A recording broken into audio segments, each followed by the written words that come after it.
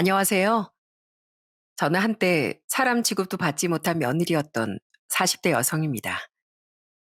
남들과 다를 것 없이 평범한 일상을 살던 제 인생이 뒤틀리기 시작한 건 남편을 만난 순간부터였어요. 남들은 흔히 착하고 성실한 남자와 결혼하라고 말하잖아요. 하지만 연애 때 성격 하나는 정말 착하다고 믿었던 남편은 그저 자기 주장 하나 없는 호구 중의 호구였습니다. 겉으론 자상하고 말 잘 듣는 듯 했지만 실제로는 엄마 없인 아무것도 못하는 철부지에 불과했죠. 시댁 식구들 눈치에 늘 휘둘리는 그 사람 곁에서 저 역시 인간으로서의 존중조차 받지 못한 채 살아야 했고요. 다시 떠올려봐도 지옥 같던 제 결혼 생활 이야기 들려드릴게요. 저희 부모님은 두 분 다 소문난 워커홀릭이셨어요. 저희가 살던 작은 지역에서 부모님 이름을 대면 모르는 사람이 없을 정도였죠. 김씨네 부분 뭐 그렇게 바쁘대? 보니까 아침 일찍 출근해서 새벽에야 들어오던데 아주 떼돈 벌겠어? 말도 마.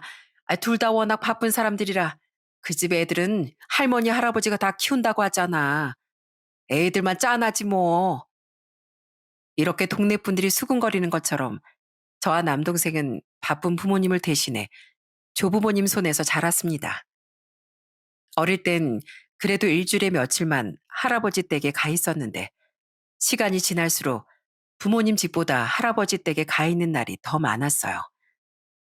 물론 부모님이 저희 남매에게 많은 사랑을 주시긴 했지만 밤늦게 잠깐 얼굴을 보는 게 전부였답니다. 그러다 보니 마음의 거리가 멀게만 느껴졌어요.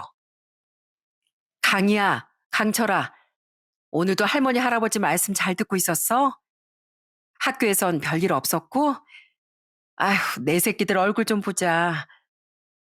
가끔 피곤에 잔뜩 절은 얼굴을 한 엄마가 저는 반가움보단 어색한 마음이 커서 슬그머니 뒤로 물러나곤 했습니다. 엄만 그런 절 보고 잠깐 놀라신 것 같았지만 그래도 애써 웃으며 절 한 번 더 안아주셨어요. 할머니는 그런 모습을 무척 속상해 하셨죠.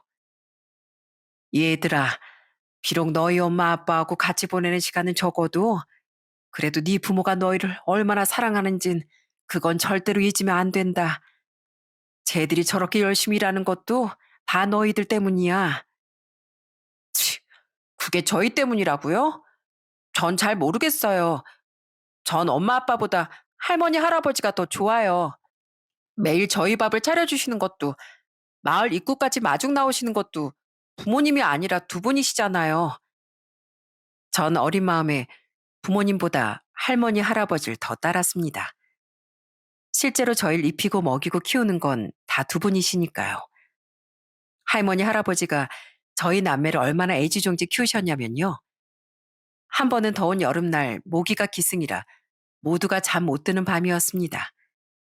특히 어린 저희 남매는 모기를 쫓느라 잠도 제대로 못 자고 있었어요. 이놈의 모기 새끼들, 어디 감히 내 강아지들을 물어? 아유, 벌써 빨갛게 부어오른 거 봐라. 가만히 있어봐. 할머니가 해결해 줄 테니까.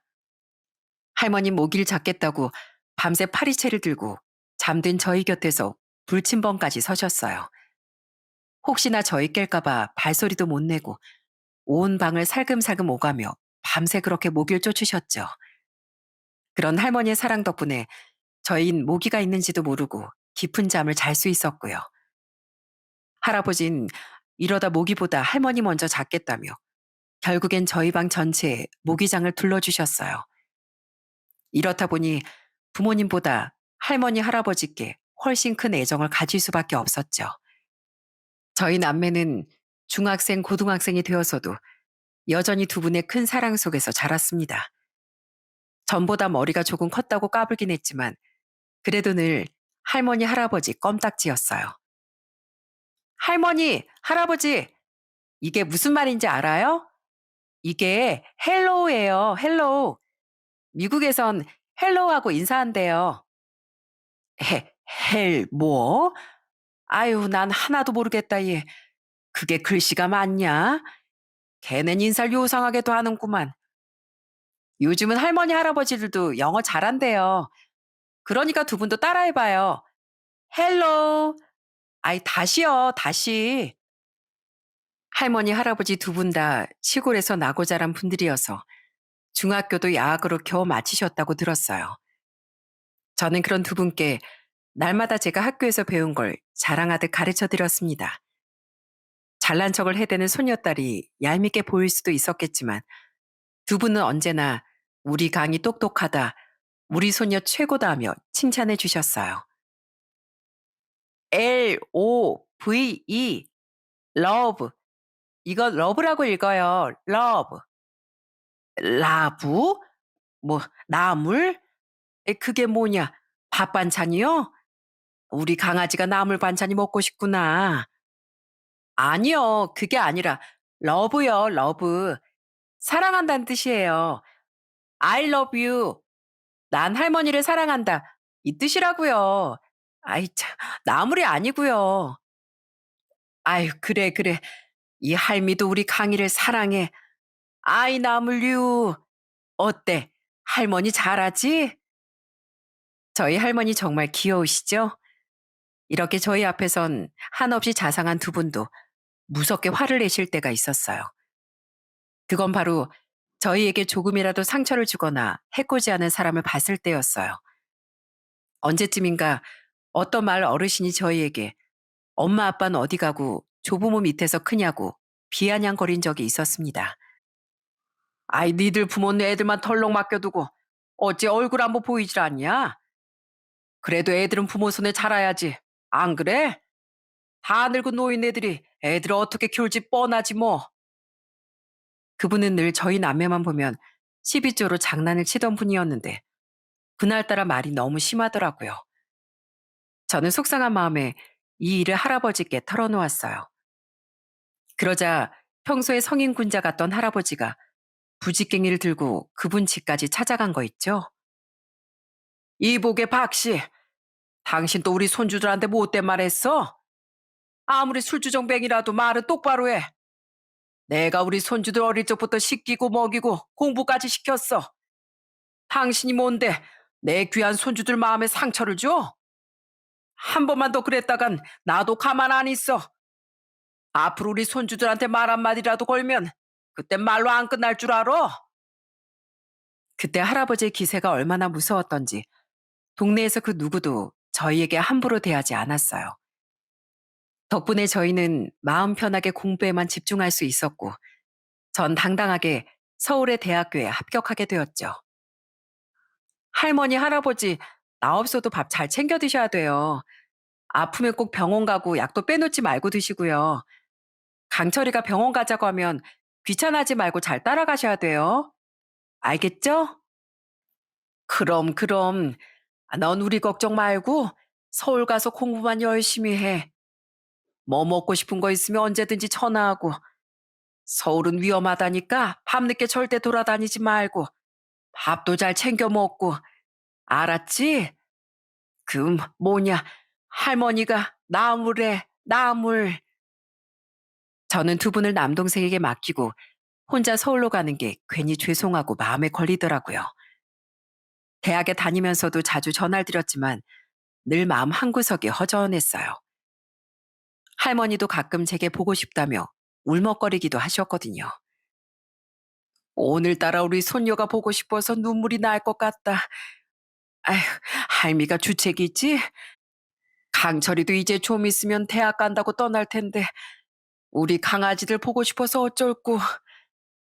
할머니, 제가 방학하면 바로 내려갈게요. 울지 마시고요. 저도 눈물 날 것 같잖아요. 집에 가면서 할머니 좋아하시는 옛날 과자 많이 사갈 테니까 조금만 기다려 주세요. 저도 많이 보고 싶어요. 하지만 할머니, 할아버지를 뵈러 가겠다는 그 약속은 좀처럼 지켜지지 않았어요. 저도 참 못된 손녀죠. 두 분께서 주신 사랑 덕분에 자랐으면서 제 생활이 바쁘다는 핑계만 대고 있었으니까요. 그저 자주 전화를 드리니까 그래도 난 착한 소녀야 하며 제 스스로를 다독이고 있었습니다. 그러다 제가 대학교 졸업반이 되었을 무렵이었어요. 정말 몇 년 만에 부모님이 휴가를 내셔서 온 가족이 다 같이 둘러앉아 밥을 먹었던 적이 있었습니다. 그 전에 부모님과 밥을 먹은 게 언제였는지 기억도 안 날 정도였죠. 식사 전에 다들 이래저래 할 일이 있어서 식탁에 저와 아빠만 둘만 앉아있던 시간이 잠깐 있었는데요. 너무 어색해서 시선을 어디에다 둬야 할지도 모르겠더군요. 어, 그게, 아빠, 웬일로 휴가를 내셨어요? 원래 휴가 같은 거 잘 안 챙기시잖아요. 어색한 침묵만 돌던 중에 제가 용기를 내 아빠에게 먼저 질문을 했습니다. 아빠도 저랑 대화가 어색했는지 연신 냉수만 들이키고 계셨거든요. 어? 아니, 네 할아버지가 이제 연세도 지긋하시고 최근에 건강도 조금 안 좋아지셨다고 하니까 이번엔 얼굴 좀 뵈야겠다 싶어서 그냥 아빠가 겸사겸사 휴가 냈지. 정말 잠깐이었지만 숨막히던 부녀의 대화는 가족들이 주방으로 들어오면서 그마저도 끊겨버렸습니다. 할아버진 본인이 죽기 전에 부모 자식 간의 살가운 모습을 한 번이라도 보고 싶다고 늘 말씀하셨어요. 옛말에 부모 자식 간은 천륜이라고 했다. 아무리 우리 손에 애들을 키웠다지만 그래도 가장 가까워야 하는 관계는 부모와 자식 사이지 않겠어? 삼강오륜에 보면 부자 유친이란 말이 있다. 너희들 전부 나보다 많이 배우고 똑똑한 녀석들이니 그게 무슨 뜻인지 찾아보고 각별히 기억하고 살도록 해라. 그 무렵 건강이 많이 나빠지신 할아버진 부모님과 저희 남매 사이가 너무 멀어 보여 걱정이 많으신 것 같더라고요. 하지만 평생 서먹하던 관계는 쉽게 좁혀지지 않았어요. 결국 제가 대학교를 졸업하고 취업 준비를 하던 무렵 할아버진 밭일을 하다가 쓰러져 병원으로 급히 이송되셨어요. 그리고 그렇게나 보고 싶어 하시던 사이좋은 가족의 모습을 한 번도 보지 못하고 세상을 떠나시고 말았습니다. 할아버지를 떠나보낸 충격이 너무 크셨던지 할머니도 그로부터 몇 년 후 갑작스럽게 저희 곁을 떠나셨고요. 몇 년 사이에 사랑하는 할머니, 할아버지를 떠나보낸 충격은 정말 이루 말할 수가 없었어요. 두 분의 하나뿐인 외아들이었던 아빠가 받은 충격은 그 이상이었고요. 어머니, 아버지, 이 불효자를 용서하세요. 먹고 살기 바쁘다는 핑계로 두 분께 애들만 맡겨놓고 효도 한 번 못하니 못난 아들을 부디 용서해 주세요. 아빤 할머니, 할아버지 사진 앞에서 주저앉아 흐느끼셨습니다. 저는 그 모습을 지켜보며 그동안 미처 알지 못했던 아빠의 깊은 외로움과 진심을 처음으로 느꼈어요. 그렇게 할머니, 할아버지를 눈물 속에 떠나보내고 저희 가족에겐 놀라울 정도로 큰 변화가 생기기 시작했어요. 비록 같이 살지 못했지만 자주 안부 전화도 하고 생일날이나 명절날 모여서 밥도 같이 먹고 예전엔 상상도 못했던 가족 사진까지 함께 찍게 됐습니다. 할머니, 할아버지가 이 모습을 보셨다면 얼마나 좋아하셨을까요? 저희 가족들 모두 두 분을 떠나보낸 다음에야 두 분의 크나큰 사랑을 비로소 깨닫게 되었던 것 같네요. 시간이 조금 흘러 취준생이던 전 대기업 연구원으로 입사하게 됐습니다. 그러다 남동생이 저보다 먼저 결혼을 했고요. 동생의 결혼식 날 부모님도 울지 않으셨는데 유독 저만 그렇게 눈물이 나더라고요. 새카맣고 조그마하던 콧질질이가 언제 저렇게 다 커서 장가를 가나 싶었습니다. 할아버지 댁에 살면서 제가 동생을 챙겨야 하던 때가 많아서 아무래도 더 감정이 복받쳐 오르는 것 같았어요. 남동생도 계속 울고 있는 절 보고 눈시울을 붉혔고요. 아이, 누나, 그만 울어. 누가 보면 나 사연 있는 줄 오해하겠네. 좋은 날에 왜 그렇게 울어? 장가 간다고 입이 귀에 걸린 것 좀 봐. 네가 이 누나 마음을 어떻게 알겠냐? 곧 찔찔대던 애가 누나보다 먼저 결혼을 다 하고 많이 컸다 너. 그래도 제 옳게 되는 사람이 너무 좋은 사람이라 남동생을 장가 보내는 마음이 마냥 슬프진 않았습니다. 오히려 여동생이 하나 더 생기는 기분이었죠. 저희 올케는 귀엽고 애교도 많고 정말 살가운 성격이에요.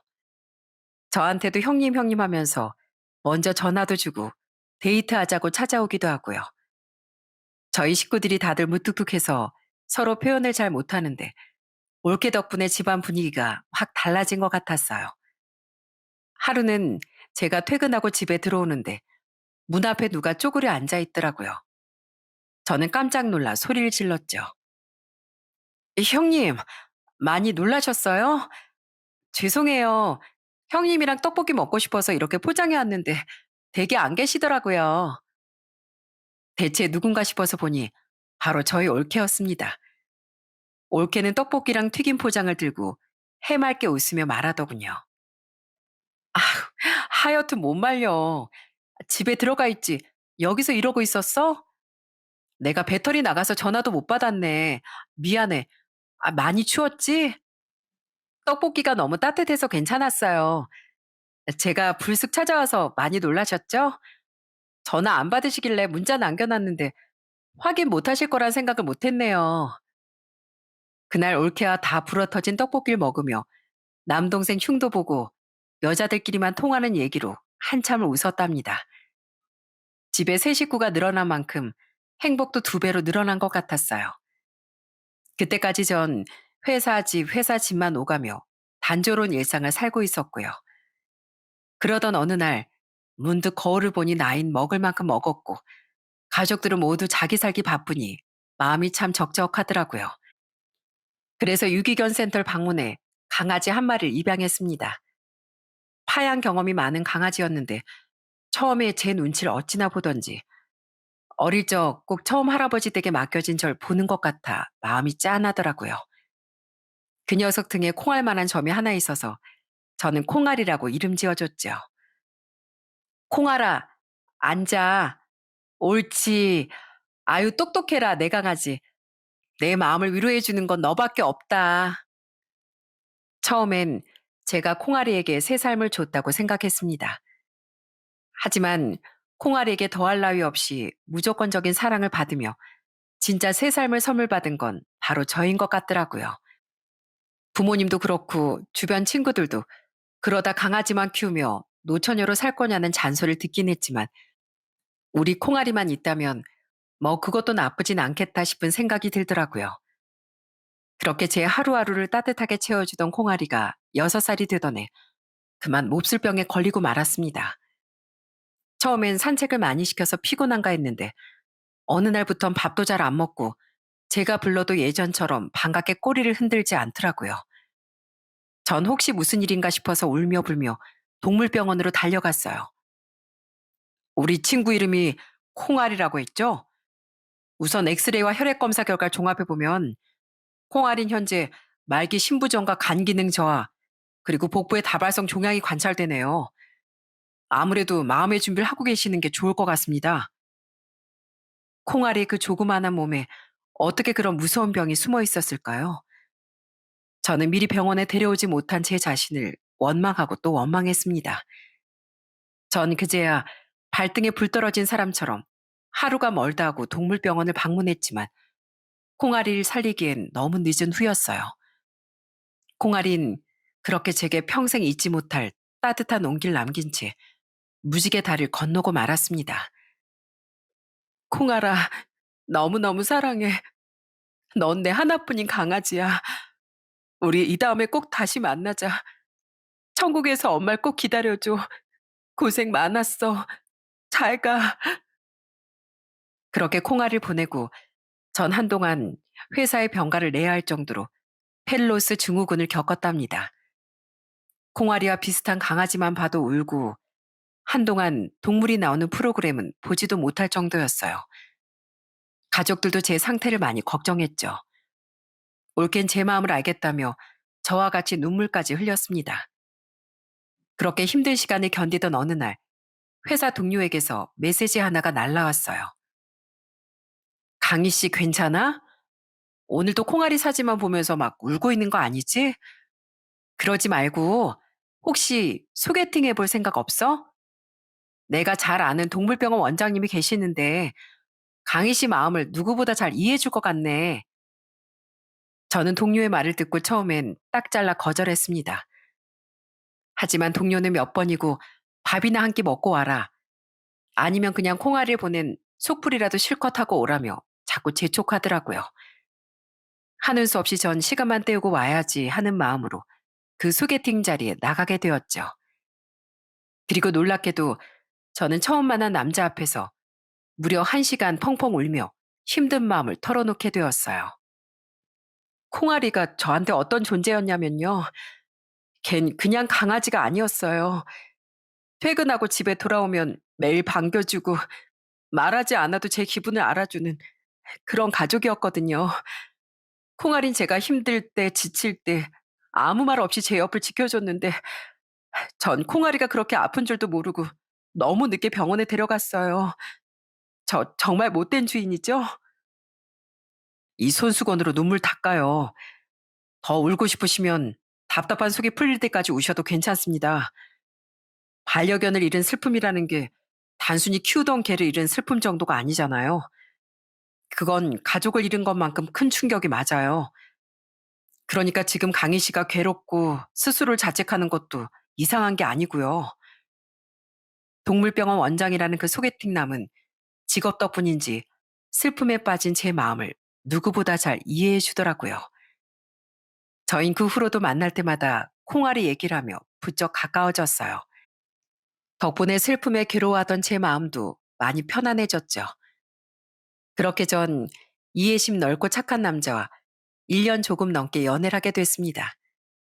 그리고 결혼을 약속한 사이가 되었어요. 당신도 알다시피 나한테 누나가 둘이나 있잖아. 누나들과 나이 차이도 꽤 나고 어른들이 그렇게 기다리던 아들이어서 어릴 때부터 사랑을 듬뿍 받고 컸어. 어떤 집은 그런 경우에 형제들끼리 질투하고 사이가 안 좋다는데 우리 누나들은 다행히 그런 게 하나도 없었어. 오히려 날 귀엽다고 많이 예뻐해줬지.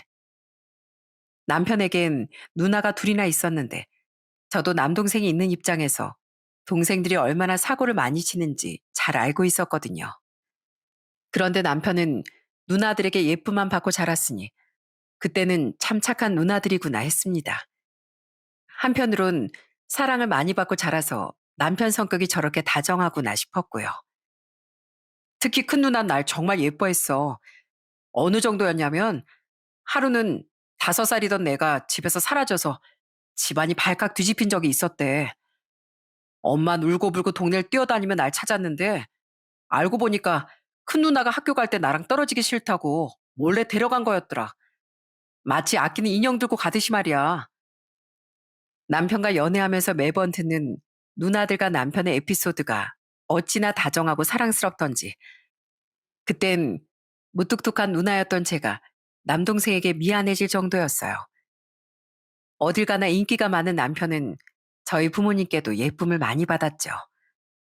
당시 저희 부모님은 지방에 살고 계셨는데 그 지역 특산품 중에 알밤이 진짜 유명했거든요. 엄만 그냥 먹어도 맛있는 알밤을 직접 다 다듬고 재워서 밤 조림을 만들어 주셨답니다. 우리 바쁜 예비 사이 진료보다가 피곤하고 당 떨어지면 이거 하나씩 쏙쏙 집어먹게나. 달달하니 정말 맛있을 거야. 장모님, 언제 이런 걸 다 만드셨어요? 정말 감사해요. 맛있게 잘 먹겠습니다. 밤도 밤이지만 장모님이 주시는 사랑이 달콤해서 벌써 힘이 나는 것 같네요. 남편이 이렇게 낯간지러운 소리도 곧잘 하곤 했습니다. 시댁 식구들도 직접 만나보니 가족 간의 사랑이 넘치는 집이었어요. 서로 함께 보내는 시간도 많고 감정 표현도 잘 하는 것 같았고요. 저희 집과 분위기는 많이 달랐지만 저도 내심 화목한 가정이 부러웠기에 시댁 식구들에 대해 걱정이 없었습니다. 그렇게 남편과 전 축복 속에 결혼하게 되었고 한동안 깨가 쏟아지는 신혼생활을 즐겼습니다. 우리 며느리와 이렇게 한 식구가 되니까 정말 좋구나. 우리 전화도 자주자주 하고 얼굴도 자주 보자. 우린 이제 한 가족이잖니. 처음엔 자주 보자는 시모의 말도 다정하게만 들렸습니다. 하지만 결혼한 지 3년이 채 지나지 않아 이 모든 게 다 제 눈에 씌었던 콩깍지였음을 알게 되었죠. 우선 자주 얼굴 보자던 말은 그냥 시모의 일방적인 호출을 의미하는 말이었어요.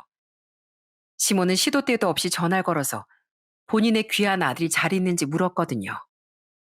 새아가, 나다. 넌 왜 이렇게 전화를 늦게 받니? 우리 막둥이 오늘 아침 식사 잘하고 출근했어? 어제는 밥을 좀 남겼다며. 어머님, 저 지금 회사에 있어서요. 그리고 어제는 어머님 아드님이 반찬 투정하느라 남긴 거였고요. 오늘은 한 톨도 남김없이 다 먹었어요. 그러니까 걱정 마세요. 가끔 이렇게 저도 화가 나서 비비꼬며 말했지만 시모의 귀엔 당신 아드님이 밥을 다 먹었다는 소리만 들리는 모양이었어요. 그래, 그래. 잘했다. 앞으로 아침은 걔 좋아하는 고기 반찬으로 해줘라. 그리고 국물은 아침부터 고춧가루탕 국 말고 콩나물같이 시원하고 담백한 국으로 끓이고. 알겠지? 어머님, 제가 생각해 봤는데요. 아무래도 제 서툰 음식 솜씨보다 어머님 음식이 그의 입맛에 잘 맞지 않겠어요? 앞으로는 어머님 댁으로 아침마다 밥 먹고 오라고 보낼까 봐요. 진짜로 한동안은 시댁에 가서 아침 먹으라고 남편을 떠밀기도 했습니다. 말 잘 듣는 남편은 제가 시키는 대로 고분고분하게 시댁에 가서 아침을 먹었죠. 그러다 시누이들이 제게 전화로 잔소리를 쏟아내는 바람에 결국 제 계획은 중단될 수밖에 없었어요. 아니, 옳게. 안 그래도 바쁜 일 굳이 우리 엄마 집까지 보내서 밥 먹고 오라고 했다며? 어쩜 그럴 수가 있어? 병원장 남편 아침 한끼 차려주는 게 그렇게 힘들어서 시어머니한테 맡겨? 형님, 어머니께 맡긴 게 아니라 그이가 반찬 투정이 심해서 밥을 못 먹을까 봐 그랬어요. 그리고 동물병원장과 그냥 병원장은 너무 큰 차이인 거 아시죠? 남들이 들으면 오해할까 봐요. 이것뿐만 아니라 시모와 시누이들의 늦둥이 걱정은 밤낮을 가리지 않더라고요. 저는 시댁 식구들 때문에 아주 전화벨 소리만 들려도 진절머리가 날 정도였어요. 그래도 그때는 남편이 아직은 다정하고 착한 사람이었고 무엇보다 저희 아이까지 태어났을 무렵이라 전 어떻게든 잘 버텨보려고 애썼습니다. 그렇게 시간이 조금 더 흐르자 평생 내 편인 줄 알았던 남편도 슬슬 본색을 드러내기 시작하더군요. 어느 날은 같이 드라마를 보는데 남편이 갑자기 서럽게 울기 시작했어요. 당신 왜 울어? 갑자기 왜 그래? 무슨 일 있어? 아니, 저 드라마 보니까 갑자기 우리 엄마 생각이 나서 나도 우리 엄마 아빠한테 효도해야 되는데 저기 드라마 좀 봐봐. 자식들이 부모가 늙고 병드니까 모른 척 하잖아. 난 절대 안 그럴 거야. 우리 엄마 아빠 나이 들수록 더 잘할 거야. 남편은 그 뒤로도 중년 여성들만 보면 울거나 시모가 생각난다며 갑자기 전화를 걸어댔습니다. 처음엔 저도 그 모습이 웃기고 참 다정한 아들이구나 싶었어요. 하지만 점점 그 정도가 지나치는 걸 보고 불현듯 어떤 예감이 들더라고요. 혹시 내 남편이 말로만 듣던 그 마마보이일까? 하지만 차라리 마마보이에서 그치면 양반이었을 정도로 시댁 식구들은 좀 이상한 애착 관계를 가지고 있었어요. 우선 무슨 일이 있을 때마다 서로에게 전화를 못해서 안달이었어요. 특히 제 큰 시누이가 제일 큰 문제였죠. 우리 막둥이 밥 먹었어? 큰 누나야. 다름이 아니고 누나가 좀 속상한 일이 있어서 그런데 오랜만에 막둥이랑 맥주 한잔 할 수 있을까? 설마 그런 것도 올케한테 허락받고 그런 거 아니지? 너 그렇게 잡혀 살면 안 돼. 큰 시누인 속상한 일이 있다며 마흔이 넘어 아이까지 있는 남편을 불러냈습니다. 남매 사이에 맥주 한 잔씩 하는 걸 이해 못하는 건 아니지만 문제는 그 시간이 저녁 늦게 그것도 아무런 상의도 없이 갑작스럽게 이뤄졌다는 거예요. 남편은 큰 시누의 전화를 받자마자 누나가 많이 힘들대. 나 나갔다 올게. 라며 나가버리더군요. 그러더니 새벽이 다 돼서 술에 만취한 채로 귀가했고요. 여보, 우리 큰 누나가 말이야. 장사를 하잖아. 근데 요즘 경기가 너무 안 좋아서 장사가 안 된대. 한 5천만 원만 있으면 괜찮을 것 같다는데 우리가 좀 도와주면 안 될까? 다른 사람도 아니고 우리 누나잖아. 뭐? 얼마? 5천만 원? 여보, 그건 너무 큰 돈이다. 우리 애 키우면서 들어갈 돈도 많고 얼마 뒤에 이사도 가야 되는데 당장 그렇게 큰 돈을 어떻게 도와드려. 그건 좀 힘들 것 같아. 아휴, 형님도 좀 너무하시네. 그런 얘기를 당신이랑만 하시고. 저는 시댁 식구들 사이가 얼마나 각별한 줄 알기에 일단은 좋게 좋게 돌려서 거절했어요. 하지만 남편은 벼랑간 소리를 고래고래 지르며 화를 내기 시작하더군요. 뭐라고? 당신 지금 말 다 했어? 내가 당연히 동생인데 누나가 힘들다면 도와야지. 당신 이렇게 냉정한 사람이었어? 진짜 못됐다, 못됐어. 설마 처남이 그랬어도 당신이 그렇게 냉정하게 말했을까? 됐어. 당신한테 물어본다가 내가 멍청하지. 아이, 됐어. 내 돈 내가 쓰겠다는데 당신 허락받을 필요 없어. 남편은 화를 내며 날뛰다가 제 허락은 필요도 없다며 문을 박차고 나가버렸습니다. 저는 방금 뭐가 지나간 거지 싶게 벙쪘어요. 그리고 다음날 남편은 어느새 큰 시누이에게 5천만 원을 입금해 주었더라고요. 저는 당장 남편에게 따져 물었어요. 어떻게 그렇게 큰 돈을 바로 이체해 줄 수가 있어? 당신 대체 무슨 생각이야? 그리고 형님이랑 차용증은 썼어? 가족이라도 돈 거래를 확실해야 할 거 아니야. 당신 진짜 정 떨어지게 말한다.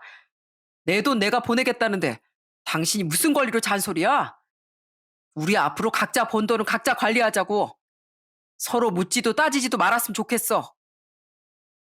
전 그때 제 앞에서 미운 말만 골라 하는 사람이 제 남편이 맞나 싶더라고요. 큰 싸움이 나기 전에 제 남편은요, 뭐든지 저랑 상의부터 하는 그런 사람이었거든요. 하다못해 라면을 끓일 때도 무슨 라면을 먹을지, 어떤 익힘 정도로 끓일지 제게 묻던 사람이었어요. 그런 사람이 앞으로 돈 관리를 따로 하자고 말하니 그 말이 참 낯설고 서운하더라고요. 그래도 그때까지 저도 육아휴직을 제외하곤 계속 직장 생활을 하고 있어서 남편에게 그렇게 하겠다고 답했어요. 사실 지금 저희 아이도 올케가 육아를 도와줘서 직장 생활을 병행하며 키울 수 있었던 거지. 시댁에서는 도움을 주는 게 하나도 없었거든요. 남편도 마찬가지였고요. 우리 애 키우는 거 내 남동생 와이프가 전적으로 도와주고 있는 거 알지? 지금 내가 직장에 다닐 수 있는 것도 다 올케 덕분이야. 그러니까 올케한테 줄 사례비 정도는 당신이 부담했으면 좋겠어. 같은 가족이라도 도와주는데 마음뿐 아니라 책임도 필요한 거잖아. 나 혼자만 고마워하고 책임지는 건 아닌 것 같아. 참나? 아, 그건 당신 올케가 전업주부라서 그런 거잖아. 집안에서 탱자탱자 놀고 먹으니까. 아, 됐어. 돈 줄게. 사례비가 얼마나 필요한데? 그리고 그 돈도 당신이랑 나랑 딱 반반씩 부담해야지. 왜 내가 다 내는데? 남편 말처럼 올케가 아무리 전업주부라도 어디 애 보는 게 쉬운 일인가요? 남편은 그걸 아는지 모르는지 세상 물정 모르는 소리를 해대더군요. 그렇게 돈 얘기로 번진 부부싸움은 냉전으로 끝이 났습니다. 저희는 각자 재산을 관리하기로 했고 서로 부모님 용돈도 알아서 챙기기로 했죠. 그러다 얼마 뒤 어버이날이었는데 남편이 시부모님께 용돈을 100만 원이나 드렸더군요. 저는 그 사실도 시모에게 전화가 와서야 알았습니다. 에미야, 넌 어버이날인데 입을 싹 닦는구나. 아, 전엔 용돈도 보내고 밥도 사고 하더니만 이제 결혼한 지 꽤 됐다고 마음이 변한 거니? 참 서운하다 얘. 아주 우리 아들이 용돈을 100만 원씩이나 보냈는데 며느리라고 하나 있는 게 아유 참. 어머님, 정말 죄송한 말씀인데요. 그이가 용돈을 그렇게 많이 드렸는데 저에게도 용돈을 보내라는 말씀이신가요? 아이 그럼 당연하지. 우리 영준이가 그러는데 앞으로 각자 따로 돈 쓰기로 했다며? 그러면 영준이 돈은 영준이 돈이고 며느리 돈은 며느리 돈이지. 그럼 용돈도 각자 하는 게 맞는 거지. 저는 이 일을 바로 남편에게 따져 물었습니다. 남편은 제가 이건 아니지 않냐고 아무리 따져도 콧방귀만 끼고 있었어요. 난 몰라. 난 내 용돈에서 드린 거고 당신도 당신 용돈에서 알아서 해. 엄마한테 욕을 먹든 며느리 노릇을 하든 그건 당신 몫이지. 난 내 할 도리 다 했으니까 더 이상 나한테 뭐라고 하지 마. 저는 이게 과연 부부인가 싶었습니다. 이 밖에도 남편은 계속 삐진 티를 온몸으로 내며 말도 제대로 안 하고 밥을 차려줘도 한마디 없이 휴대폰만 붙들고선 제 눈도 제대로 마주치지 않았어요. 그 와중에도 시모와 신우의 잔소린 끝없이 쏟아지고 있었고요. 아니 올케, 우리 영준이 얼굴이 왜 이렇게 반쪽이 됐어? 요즘 들이 분위기 안 좋다더니 남편 밥도 설마 안 주는 거야? 형님, 제가 밥을 안 준 게 아니고요. 그 사람이 몸매 관리하겠다고 다이어트 한 거예요. 그때 남편이 갑자기 살을 뺀다고 운동을 한창 하고 있었는데 보니까 10kg 가까이 감량한 것 같았습니다. 시누이들은 날씬해진 남편을 보고 또 저를 물고 늘어졌어요. 상황이 그쯤 되자 저도 더는 물러나지 않았죠. 형님, 근데 아무리 생각해도 남편이 다이어트 할 필요는 없어 보이지 않나요? 형님하고 어머님이 말씀하시는 것처럼 볼살도 귀엽잖아요, 그이가. 아유, 그치. 우리 영준이가 뺄 살이 어딨어. 가뜩이나 병원장이 고생하는데 살까지 빠져서 짠해 보이는구만. 제발 밥도 좀 잘 먹여. 그쵸. 아무리 생각해도 살은 형님이 좀 빼셔야 할 것 같은데. 아이, 그래도 명색이 동물병원장 누나신데 몸매 관리 좀 하셔야 하는 거 아니에요? 그러다 우리 병원장님 망신당하겠어요. 누나들이 남동생보다 통통하다고요. 어떻게 헬스클럽 좀 추천해 드려요? 신우인 제가 실실 웃으며 얘기하자 얼굴이 시뻘개져선 입술을 꾹 다물더군요. 저는 그 이후부턴 매일같이 걸려오는 시댁 식구들의 전화를 딱 거절했어요. 혹시 통화하더라도 전처럼 참지 않고 하고 싶은 말을 다 해줬어요. 그렇다 보니 그 말이 남편 귀에도 들어갔는지 갈수록 남편이 절 대하는 게 차가워졌어요. 그게 겨우 결혼 5년 차 때 일이었습니다. 그렇게 아슬아슬한 생활을 이어가던 중 남편이 슬그머니 다가와 얘기 좀 하자고 청하더라고요. 저는 혹시 남편의 마음이 달라진 건가 아니면 이제 결혼 생활을 끝내자고 하려는 건가 싶어 심장이 두근두근했어요. 그렇게 저희 부부는 오랜만에 마주 앉게 되었죠. 남편은 몇 번 망설이더니 아주 어렵게 입을 열었습니다. 혹시 당신 돈 좀 있어? 모아둔 돈 있으면 얼마라도 융통해 줄 수 있어? 돈? 돈을 달라고? 아니, 당신이 나보다 훨씬 잘 벌잖아. 근데 갑자기 무슨 돈? 남편은 충격적이게도 급전이 필요하다며 돈을 좀 빌려줄 수 있냐고 물었습니다. 돈 얘긴 전혀 예상치 못한 얘기라 저는 엄청 당황하고 말았어요. 우선 무슨 일인지 말해줘야지. 그리고 당신 그 잘난 동물병원장인데 급전이 대체 왜 필요한 거야? 무엇보다 우리 각자 돈으로 생활하기로 했잖아.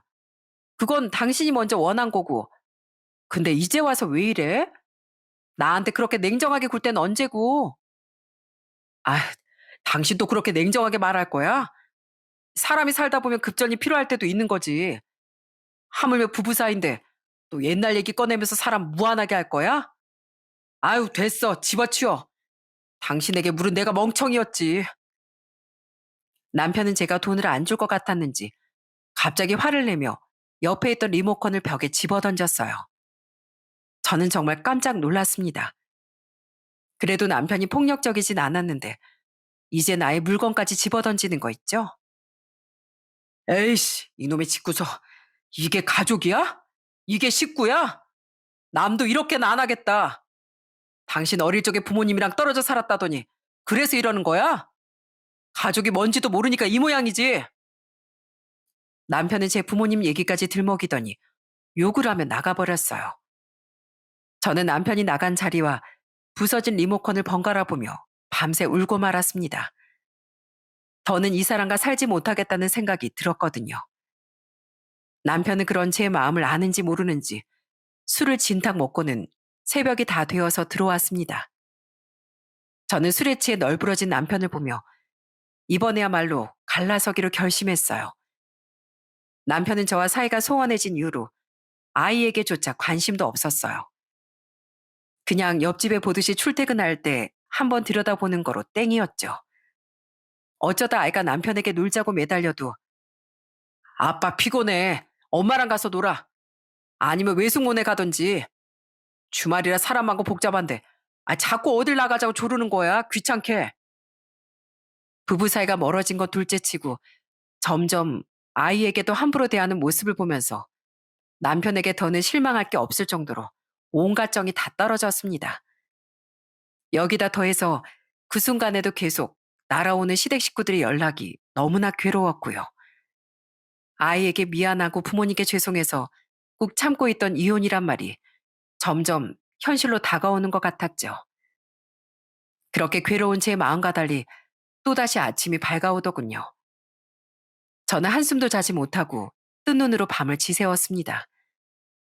술에 취해 점심때까지 자던 남편은 해가 중천에 떠서야 배를 벅벅 긁으며 일어나더라고요.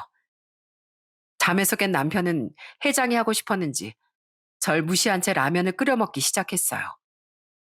어젯밤 그런 일이 있었는데 라면이 잘도 넘어가나 보네요. 그러던 그때 띵동하고 초인종이 울렸습니다. 일요일 아침에 누군가 싶어서 봤더니 반찬을 바리바리 싸들고 온 시모였어요. 이에 나인지 확인했으면 문이나 열지. 왜 뜸들이고 있는 거니? 아유, 무거워 죽겠구만. 어서 나와서 받질 않고. 시모는 주말인데도 제게 한마디 먼저 묻지도 않고 반찬까지 싸들고 집에 쳐들어온 거였어요.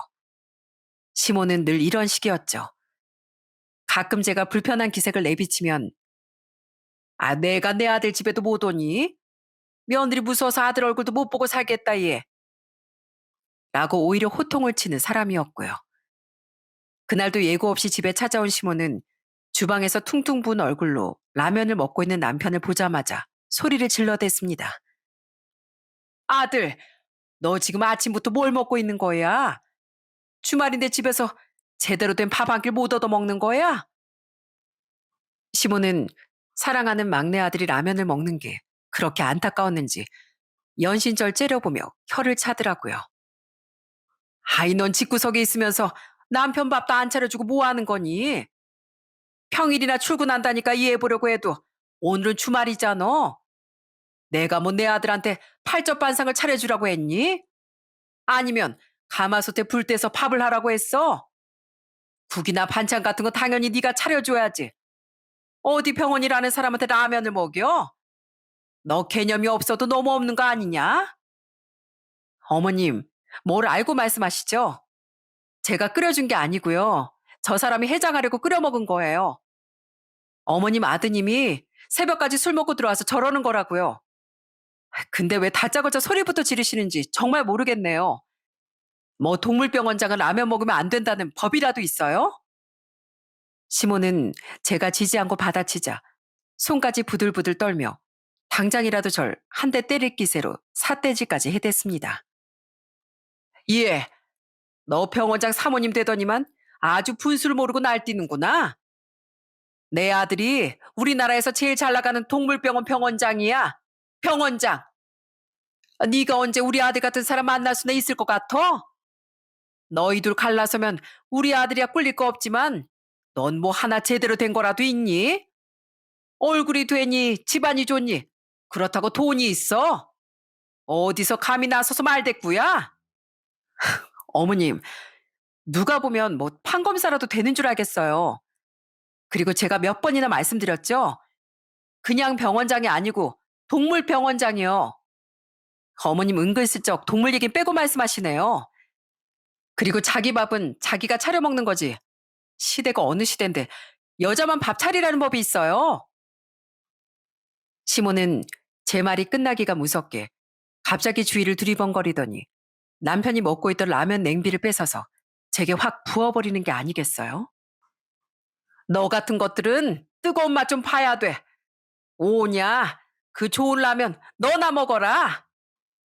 다행히 남편이 먹다 남은 라면이라 국물이 그렇게 뜨겁진 않았지만 그때 제가 느낀 모멸감과 굴욕은 영원히 잊혀지지 않을 것 같네요. 졸지에 온몸에 라면 국물을 뒤집어 쓴 전 절규하듯이 소리쳤습니다. 어머님, 지금 뭐 하시는 거예요? 정말 해도 해도 너무하시네요. 어떻게 사람한테 라면 국물을 끼얹을 수가 있어요? 혹시 뜨거운 국물이었으면 어쩌시려고요? 이제라도 알아두라고. 라면은 너같이 말대답이나 따박따박하고 인간 같지 않은 것들이나 먹는 거야. 이제 알겠니? 아, 그러세요? 그럼 잠깐만 기다려 보세요. 어머니 말씀대로 해드릴 테니까요. 저는 시모에게 받은 대로 그대로 대갚아 주었습니다. 바로 남편이 밥 말아 먹으려고 국그릇에 가득 담아두었던 라면 국물을 그대로 시모에게 끼얹은 것이었죠. 저도 이렇게까지 하고 싶진 않았지만 그땐 저도 너무 화가 나서 눈에 뵈는 게 없더라고요. 저와 똑같이 라면 국물에 쩔은 시모는 깨악하고 비명을 질렀죠. 어머니 말씀대로라면 라면은 어머님이 드셔야겠네요. 그죠? 어머님이 제일 인간 같지 않으시니까요. 어떠세요? 아드님이 끓인 라면인데 맛이 괜찮으신가요? 병원장 아들이라 라면도 잘 끓이죠? 국물 맛이 좋을 건데 좀 더 드릴까요? 시모는 결국 그 자리에 주저앉아 며느리 잘못 드렸다고 통곡을 하기 시작했고 남편은 그런 시모를 데리고 제게 욕을 하며 함께 밖으로 나가버렸습니다. 저는 라면 냄새가 풀풀 나는 두 모자에게 끝까지 소리쳤어요. 아주 온 집안이 막둥이 아들 챙긴다고 난리였는데 이제 그런 아들한테 보살핌 좀 받아보세요. 옷도 한 벌 사달라고 하시고요. 그렇게 두 사람이 사라진 집은 바닥에 흥건한 라면 국물만 남고 폭풍이 지나간 자리처럼 조용해졌습니다. 저는 완전히 기운을 소진해서 그 자리에 멍하니 서 있었어요. 그리고 잠시 후 어디선가 작은 목소리가 들려왔습니다. 엄마, 엄마 왜 그래요? 아빠랑 할머니가 그런 거예요? 아주 혼이 쏙 빠진 절 다시 현실로 끌어낸 건 다름 아닌 저희 아이의 떨리는 목소리였어요. 저는 아이의 얼굴을 본 순간 왈칵 눈물이 쏟아졌답니다. 미안해. 엄마가 미안해. 무섭게 해서 정말 미안해. 전 아이를 꼭 껴안았어요. 아이도 조용히 제 어깨에 얼굴을 묻고 한참을 그렇게 가만히 있더라고요. 그렇게 라면 국물 범벅이 된 주방 한가운데 서서 저는 다짐하고 또 다짐했습니다. 이젠 누군가의 착한 며느리도 아내도 아닌 제 아이를 지켜야 할 엄마가 되어야겠다고요. 그 이후 전 독하게 마음먹은 대로 움직였습니다. 우선 그 답없는 집안과 손절을 고했죠. 바로 이혼서를 작성하고 혹시 모를 경우를 대비해 변호사까지 고용해 두었답니다. 저희 부부의 이혼 소식에 양가 집안은 발칵 뒤집혔죠. 물론 시댁과 친정은 완전히 다른 반응이었지만요. 뭐? 그 여자가 너한테 라면 국물을 끼얹었다고? 그게 사람이 할 짓이야? 아무리 시어머니라도 그렇지. 내가 지금 당장 가서 그 집 문짝이라도 뜯어버릴까 보다. 누나, 아무리 생각해도 잘했어. 만약에 우리 할아버지가 살아계셨으면 그 집으로 당장 부지깽이 들고 달려가셨을걸? 우리 누나 진짜 잘했어. 형님, 완전히 통쾌하게 한 방 먹이셨네요. 이제 이혼 도장까지 확실하게 찍으셔야죠. 저희 조카는 제가 돌보고 있을게요. 형님은 걱정 마시고 그놈들 코를 아주 납작하게 눌러주세요. 아빠 남동생 부부는 제게 큰 용기를 북돋아 주었습니다. 그러는 와중에 엄만 제가 마음고생 심하게 할까봐 걱정하시면서도 저를 꼭 껴안아 주셨어요. 그렇게 가족들의 응원을 힘입어 이혼을 진행하다 보니 정말 놀랄만한 소식을 알게 됐는데요.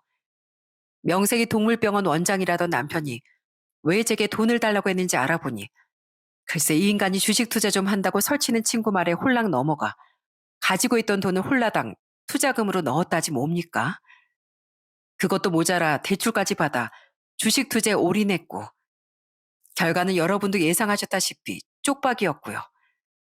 아마 투자 실패와 대출금 상환이 급해져서 저에게까지 돈을 빌려달라고 한 모양이었어요.